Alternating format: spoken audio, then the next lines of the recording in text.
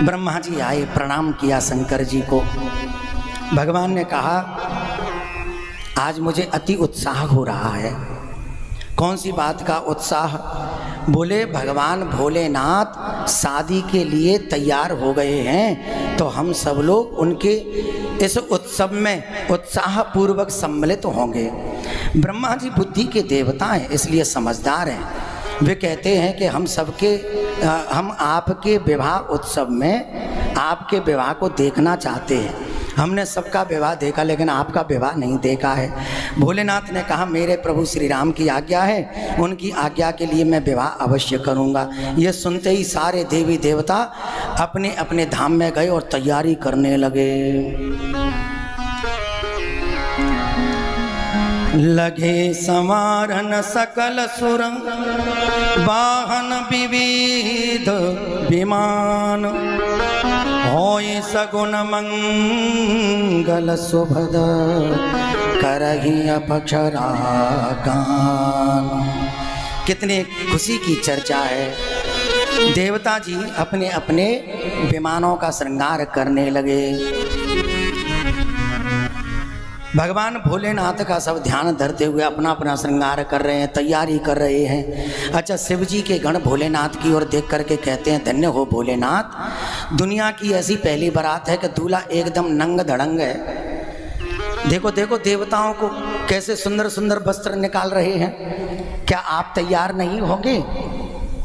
तो भगवान शंकर कहते हैं मेरे पास में तो ऐसे कोई वस्त्र नहीं है जो देवताओं के पास में है। अब समझ में नहीं आता मैं क्या धारण करूं।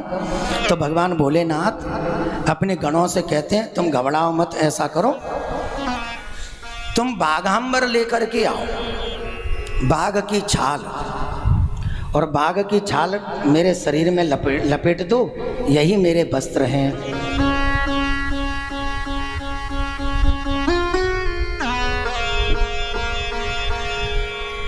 यही मेरे वस्त्र हैं। तो बाघ की छाल शरीर पर लपेट दी। अच्छा, ये सब लोग तो मालाएं धारण कर रहे हैं, आपके लिए माला की व्यवस्था कहाँ से करें? बोले तुम लोग घबराओ मत, मेरे सर्प मेरे पास में बहुत हैं, सुंदर सुंदर रंग बिरंगे भी नाग देवता हैं। तुम ऐसा करो समस्त प्रकार के रंग बिरंगी नाग देवता मेरे गले में धारण कर दो। गण देवता आए और नागों की माला पहनाई। अरे अच्छा महाराज, ये सोने के मुकुट धारण कर रहे हैं सब, अब मुकुट की व्यवस्था कहाँ से करें? बोले घबराओ मत, तुम ऐसा करो मेरे केस ही बहुत बड़े हैं, तुम मेरे जटाओं को गोल गोल ऐसे ऊपर करके बांध दो, यही मेरे लिए मुकुट है। नहीं तो सोने का मुकुट मैं धारण करूँगा। अच्छा, सोने के मुकुट को धारण कर सकते थे लेकिन स्वर्ण मुकुट को धारण क्यों नहीं किया? इसका भी एक कारण है। सोने के मुकुट को अगर आप लोग कोई पहन करके आ जाए तो सबसे पहले तो एक दुर्गुण, पहला दुर्गुण कौन सा पैदा होगा? अहंकार का। देखो देखो मेरे शीश पर सोने का मुकुट है, और दूसरा सामने वाला देखेगा तो उसके अंदर ईर्ष्या पैदा होगी। देखो देखो इसके पास में सोने का मुकुट है। आजकल दुनिया अपने दुख से दुखी नहीं है, दूसरे के सुख से ज़्यादा दुखी है। बोलो जय सिया राम। बोले ऐसा झंझट ही क्यों पालें? तो भैया तुम हमारे जटाओं का ही मुकुट बना दो। तो जटाओं का मुकुट बना करके सुंदर। अच्छा, सबने मुकुट में पगड़ियों में कलंगी धारण कर रखी थी। बोले तुम लोग घबराओ मत, ये अर्ध चंद्र है ना, चंद्रमा जी मेरे सिर पर धारण कराओ। शोभा बन गई, सुंदर चंद्रमा जी को पधरा दिया। गंगा मैया जटाओं में छुपी बैठी हैं। गंगा शीतल का स्वरूप है, शीतलता। जीवन में उतार चढ़ाव बहुत आएंगे, क्रोध भी बहुत आएगा, लेकिन जिसका मस्तिष्क ठंडा होता है ना, जिसे जल्दी से क्रोध नहीं आता, वो सबका प्रिय हो जाता है। बोलो जय सिया राम। बोले महाराज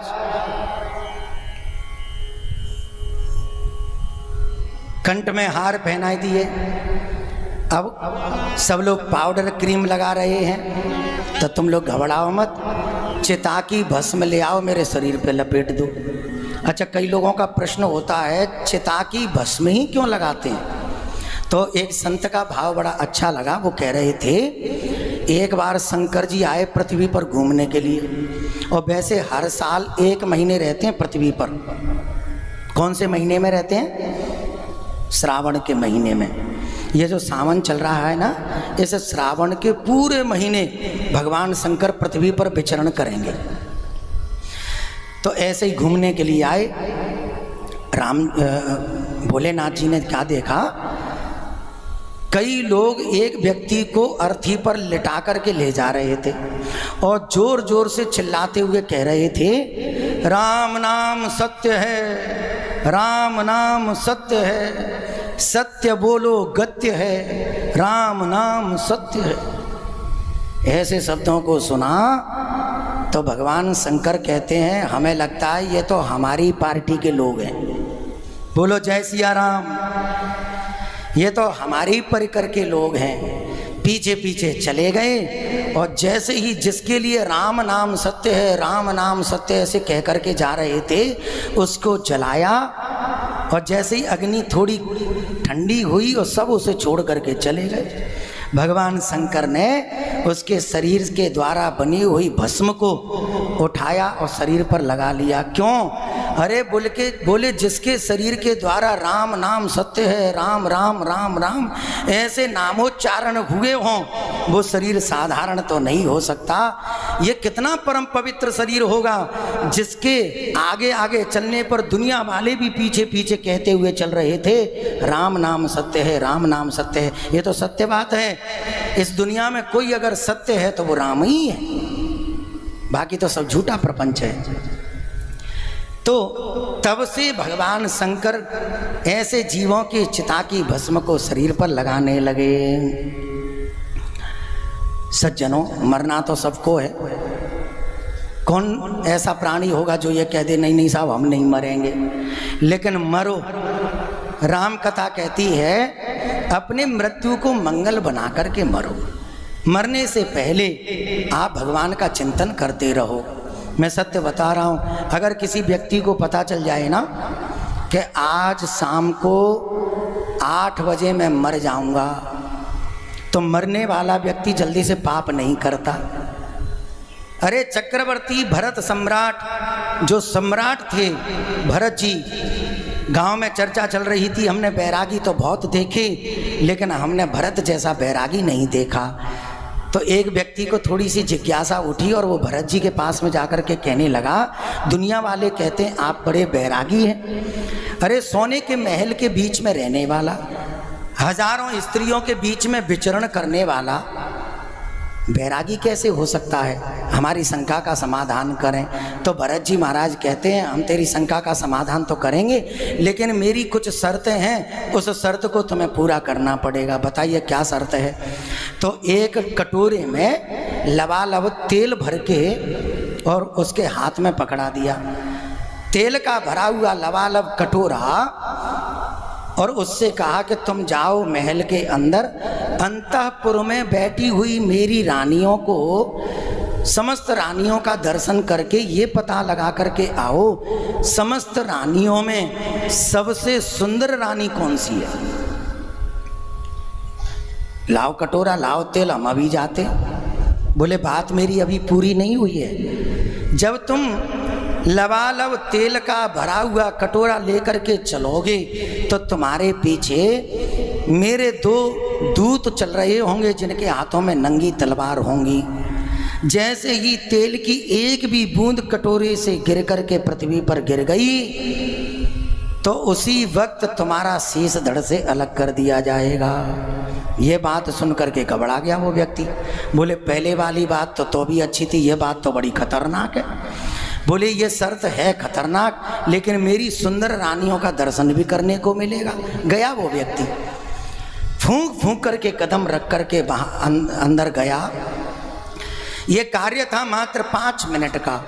1.5 घंटे के बाद में लौट करके आया। भरत जी ने कहा बताओ इतनी रानियों में सबसे सुंदर रानी कौन सी है? तब उस व्यक्ति ने कहा क्षमा करना, तुम्हें रानियों की पड़ी है, मैंने तो किसी रानी को देखा ही नहीं। बोले क्यों? बोले मुझे तेल के कटोरे में मुझे मेरी मृत्यु दिखाई दे रही थी, इसलिए मैंने किसी को कुछ देखा ही नहीं। जब जीव को अहरनिश अपनी मृत्यु दिखाई देने लग जाए, हम सत्य बता रहे हैं, उसके शरीर से अपराध जल्दी नहीं हो सकते। इसलिए मृत्यु और भगवान दोनों को सत्य मान करके भजन करो। नारा दो बातन को भूल मत, जो चाहे कल्याण, नारायण एक मौत को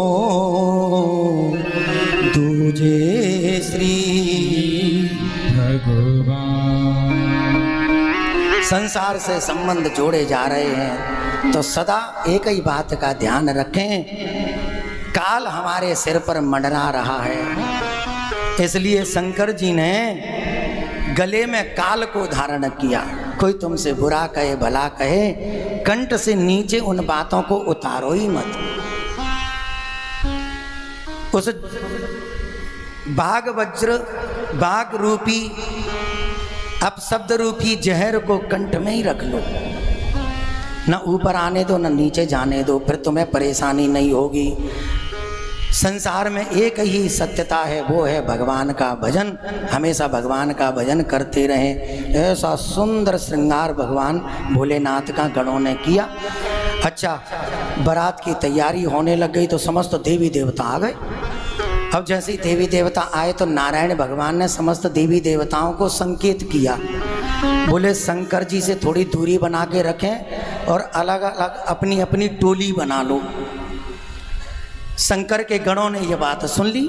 शंकर के गण गए शंकर जी के पास में, बोले हमको पता चल गया है, ये जितने भी बाराती आए हैं महाराज, ये आपके संग नहीं चलेंगे, ये अपनी अपनी टोलियों के साथ में चलेंगे। तो शंकर भगवान कहते हैं तुम घबराओ मत, हमारी भी टोली है। वीरभद्र से कहा जाओ भूत प्रेत पिशाच बेताल आदि गणों को सबको निमंत्रण दे दो। वीरभद्र गए, एक कुएं में आवाज लगाई, अरे भूत अरे प्रेतो जल्दी से आ जाओ, हमारे इष्ट भगवान शंकर की बारात में सबको चलना है। कुएं में से सब बाहर आए।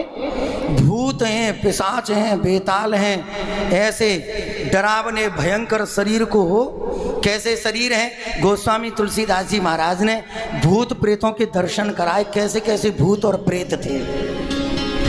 को मुखहीन विपुल मुख का हो, को मुखहीन विपुल मुख का हो, तीनों पद कर को बहु पद बाहो, तीनों पद कर को बहु पद बाहो, विपुल नयन को नयन विहीना, विपुल नयन को नयन विहीना, हृष्ट पुष्ट को अति तन कीना, हृष्ट पुष्ट को अति तन कीना।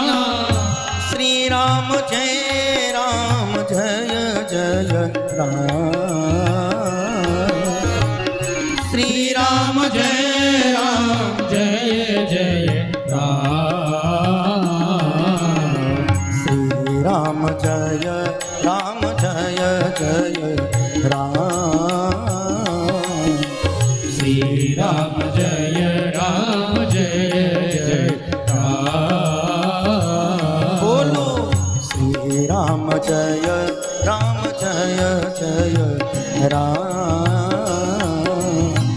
श्री राम जय जय राम। बड़ी विचित्र स्थिति, भूत प्रेत पीछे पीछे नाच रहे हैं। अच्छा, शंकर सब लोग विमानों में बैठे थे, कोई घोड़े और कोई हाथियों पर बैठे थे। और शंकर जी की सवारी देखो, आज का दूल्हा होता तो भले ही हमारे घर में कार नहीं है, लेकिन अगर मर्सिडीज कार अगर किराए पर मिलती है तो दूल्हा सोचता है हम उसी में बैठ के जाएंगे जन्माशय में या ससुराल के दरवाजे पर। महंगी कार, लेकिन भगवान शंकर को देखो नंदी पर ही बैठ गए। अच्छा, जब नंदी पर बैठे तो पीछे नारायण हैं, ब्रह्मा हैं, इंद्रादिक देवता हैं। तो मन में विचार किया, ये मैं क्या कर रहा हूँ? नंदी पर बैठ तो गया मैं, लेकिन मेरे इष्ट मेरे प्रभु तो पीछे हैं, उनसे पीठ करना अच्छी बात नहीं है। भगवान को पीठ नहीं करना चाहिए, पीठ दे करके नहीं बैठना चाहिए। गुरु संत ब्राह्मण माता पिता इनसे कभी पीठ नहीं करना चाहिए, भगवान से कभी पीठ नहीं करना चाहिए। तो क्या किया, नंदी के ऊपर पीछे मुड़ करके बैठ गए, पूंछ की तरफ। अब रस्सी तो थी नहीं, पूंछ को ही पकड़ लिया भगवान शंकर ने। अच्छा, कई लोग भाव दर्शाते हैं, नंदी कौन है? नंदी धर्म का विग्रह है। गैया कौन है? नंदी कौन है? गैया है पृथ्वी और नंदी है धर्म। ये तो सही बात है। जब विवाह करने के लिए अगर दूल्हा पत्नी को वरण करने के लिए जाए तो सबसे पहले धर्म का आश्रय ग्रहण करे।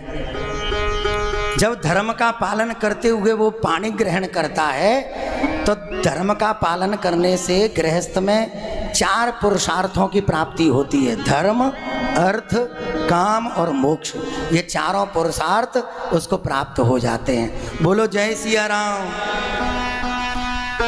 भगवान शंकर धर्म के ऊपर विराजमान होकर के गए। कैसी सुंदर बारात, को मुखहीन विपुल मुख काहू। किसी के मुख ही नहीं है, सिर्फ गर्दन तक शरीर है। और किसी के नेत्र नहीं है तो किसी के शरीर में इतनी नेत्र हैं, आंखें ही आंखें हैं। किसी के पैर नहीं है, कोई बिना पैर के ही दौड़े चले जा रहा है। और किसी के इतने पैर हैं कि आदमी देख ले तो 4 दिन तक बुखार में से ही ना उठे। ऐसी स्थिति, ऐसी बारात। अति विचित्र नहीं जाय बखाना, ऐसी विचित्रता का कौन बखान कर सकता है। देवता सब अपना अपना समाज लेकर के चल रहे हैं। सबसे पहले आज इंद्र अपने समाज को लेकर के पहुंच गए। बारात प्रवेश कर गई है हिमाचल के नगर में। इधर अगवानी के लिए बालक वृद्ध बारात को देखने के लिए खड़े हैं। अब जैसे ही इंद्र आए आगे आगे तो बच्चे लोग कहते हैं, देखो देखो कितना सुंदर दूल्हा है। तो इंद्र के पास में कहते, क्या आप ही दूल्हे राजा हैं? नहीं नहीं साहब, हम तो दूल्हे के सेवक हैं। बालक लोग, नगर के नगरवासी कहते हैं, जब दूल्हा के नौकर चाकर ही इतने सुंदर हैं, दूल्हा कितना सुंदर होगा। खड़े रहे। उनके पीछे आए विधाता ब्रह्मा जी। अब ब्रह्मा जी तो सफेद दाढ़ी के थे, 4 मुख थे। तो बच्चों को, नगरवासियों को लगा ये दूल्हा के पापा जी होंगे। क्या आप दूल्हा के पिताजी हैं? बोले नहीं नहीं, दूल्हा के पिताजी नहीं हैं, हम तो दूल्हा के बेटा हैं। ऐसी बात सुनकर के अब नगरवासी घबराए, ये तो पहले से ही शादीशुदा है। बताओ, अब ब्रह्मा जी कैसे कह दें कि शंकर जी हमारे पुत्र हैं? अरे शिव महापुराण आप श्रवण करोगे तो पूरे संसार का प्रादुर्भाव किससे हुआ? शंकर जी से हुआ। तो पूरा संसार उनका पुत्र ही है। तो ब्रह्मा जी ये ना कह पाए कि शंकर जी मेरे पिता हैं कि मेरे बेटा हैं, क्या कहें असमंजसता में। तो बोले नहीं नहीं, वो सबके पिता हैं। ऐसा कह करके आगे चले गए। पीछे से सबसे सुंदर नारायण भगवान पधारे। ओहो देखो, अब आ गया दूल्हा। ऐसे सुंदर स्वरूप को देख करके कहा, क्या आप ही दूल्हे सरकार हैं? बोले नहीं नहीं, हम दूल्हे सरकार नहीं हैं, हम तो दूल्हा के मित्र हैं। बताओ, दूल्हे का मित्र इतना सुंदर है तो दूल्हा कितना सुंदर होगा। ऐसे सुंदर इंतजार कर रहे थे। नाचहि गावहि गीत परम तरंगी भूत सब, देखत अति विपरीत बोलहि वचन विचित्र विधि। अब शंकर जी आ रहे हैं तो भूत प्रेत सब नाचते हुए आ रहे हैं। और जब भूत प्रेत आवाज कर रहे थे तो भूत प्रेतों की तो आवाज बड़ी विचित्र होती है। ऐसी भयंकर आवाज को श्रवण करके सभी बच्चे भागे। एक बच्चे का हाथ एक भूत ने पकड़ लिया, प्रेत ने पकड़ लिया, थर थर कांपता हुआ गिर गया और ऐसे तैसे प्राण बचा करके दौड़ता हुआ अपने घर आया। उसकी माँ ने कहा, क्या बारात आ गई? बोले बारात तो आ गई, लेकिन तुम बिल्कुल अगवानी के लिए मत जाना। बोले क्यों? अरे बोले दूल्हा नहीं है, वो यमराज है, और दूल्हे के साथ जो भी मंडली आई है वो समझना यमराज की पूरी मंडली यहाँ हिमाचल नगर में आ गई है। इसलिए घर से बाहर मत निकलना, जल्दी से खिड़की बंद कर दो, दरवाजे में ताला मार दो। घबरा गए सब। अब तो हिमाचल राजा आए, सुंदर अगवानी हो रही है। अब शंकर जी का दर्शन हिमाचल राजा ने तो किया, लेकिन शंकर जी का दर्शन नहीं कर पा रहे हैं, क्योंकि नंदी के ऊपर उल्टे बैठे थे तो दर्शन नहीं हो रहे। नारायण और 10 दिक्पालों से कहा दूल्हे का दर्शन तो हमको हो ही नहीं रहा है। तो नंदी और भृंगी आदि गणों से कहा अपनी इष्ट का दर्शन कराओ। तो कैसे दर्शन कराएं? अब बैठे बैठे तो घूम नहीं सकते, तो क्या किया, नंदी को ही उल्टा कर दिया, और जैसे ही नंदी उल्टे हुए शंकर जी सीधे हो गए। एक बार सब मुस्कुरा करके कहो। भगवान शंकर का दर्शन किया, वहाँ तक तो बहुत अच्छा था, लेकिन शंकर के साथ भूत प्रेत गणों को देखा, हिमाचल को अच्छा नहीं लगा। इतने में हिमाचल की पत्नी माँ पार्वती की माँ मैना देवी का आगमन हुआ। मैना देवी जैसे ही आई हैं परछन करने के लिए आरती का थाल लेकर के, जैसे ही दरवाजे से बाहर निकली और जैसे ही दूल्हे को देखा और उसी समय थाली हाथों से नीचे गिर गई, दीपक बुझ गया। अरे राम राम राम, ये क्या हुआ? और ऐसा चिंतन करती हुई अचेत अवस्था में धड़ाम से पृथ्वी पर गिर गई। बड़ी बड़ी उनकी दासियों ने उनके हाथ पकड़ करके बैठाया। हिमाचल राजा ने कहा देवी थोड़ा धीरज रखो। बोले मैंने नारद का क्या बिगाड़ा था? नारद ने ऐसा मेरी बेटी के लिए क्यों कहा कि तुम शंकर का वरण करना?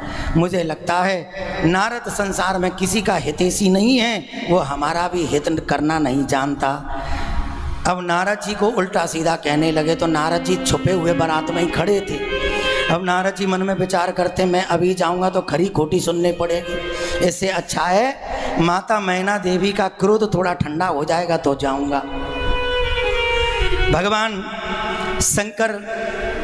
भगवान शंकर इस दृश्य को देख रहे थे, उनके ऊपर कोई फर्क नहीं पड़ा, लेकिन नंदी आदि गणों को बहुत फर्क पड़ा। आकर के हाथ जोड़ करके कहने लगे स्वामी अब इस जगह को छोड़ करके हमें चल देना चाहिए, हमारा घोर अपमान हुआ है।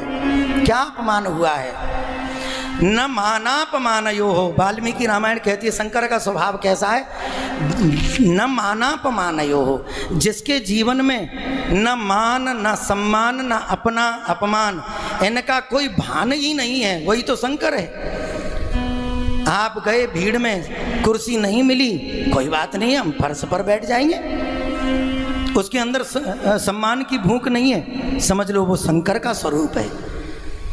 जिसके घर में बहुत सारा धन आ गया तो उसके अंदर अहंकार आ गया, वो शंकर नहीं हो सकता।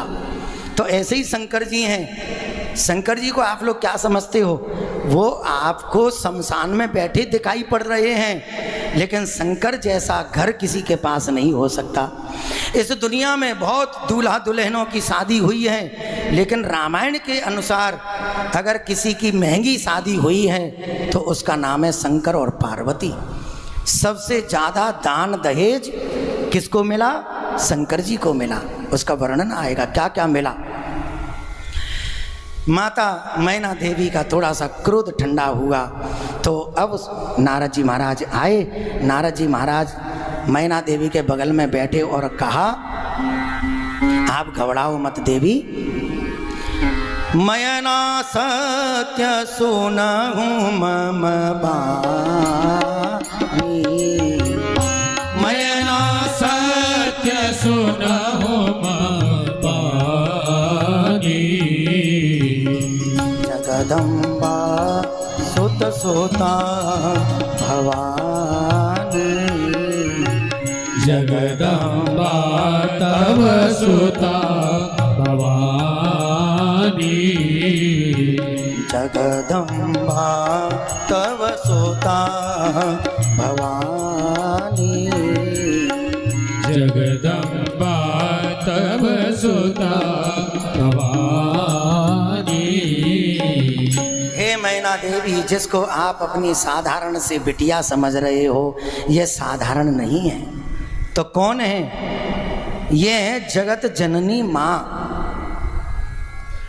जगदम्बा भवानी। पूरे देवी देवता और संसार इसको संबोधन करके पुकारता है। इसलिए पूरी सृष्टि का भार जिसने संभाल रखा है, ऐसी जगदम्बा भवानी तुम्हारे घर में बेटी बन करके आई है। और जिसको आप अघोरी के रूप में देख रहे हो ना, ये कोई साधारण नहीं है, ये अखंड कोट ब्रह्मांड नायक है। जगत पिता के नाम से संबोधन जिसको किया जाता है, ऐसे शंकर प्रभु की अर्धांगिनी पार्वती है। तुम शोक मत करो, ऐसी चर्चा कह करके सुनाई तो सारा विषाद समाप्त हो गया। भूत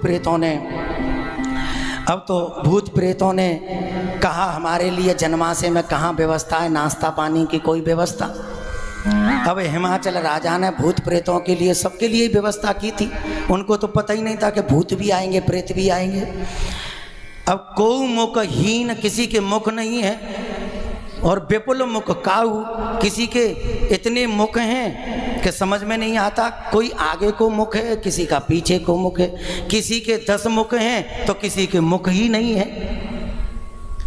अब बताइए, ऐसे बाराती किसी के घर में आ जाए तो व्यवस्थापक कन्फ्यूज़न में आ जाएगा।